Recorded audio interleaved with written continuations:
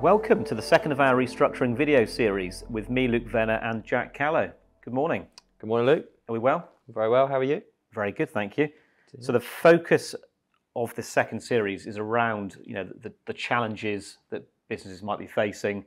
Unfortunately, the trouble that businesses might have, particularly as we sort of come out of the pandemic. So what does this sort of look like specifically? Yeah, so businesses in trouble. I think it's worth making the point that it can come in all forms of sizes and shapes. Trouble can build over a long period of time. It can be very sudden, differing scales. It can be a mistake. It can be completely without fault. The purpose of this series really is to bring to attention what can be done, solutions that are out there, and hopefully to breathe a bit of calm into such situations. Don't panic. We've got a problem. Seek advice and let's deal with that problem and move forward from there. Sure. Okay. So what sort of things will this series cover then?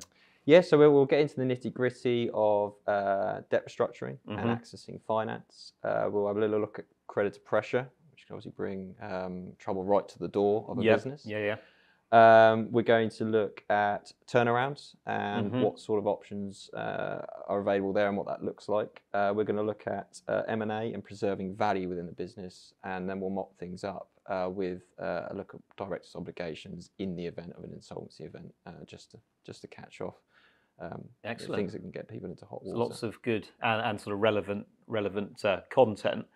So what does the mindset need to be, going into all this? I think when you look at and when you're considering businesses in trouble and specifically your own business, I think if you've run out of cash, you can't pay your creditors, you've gone too far. Really. You'll hear a lot about early advice needing to be taken.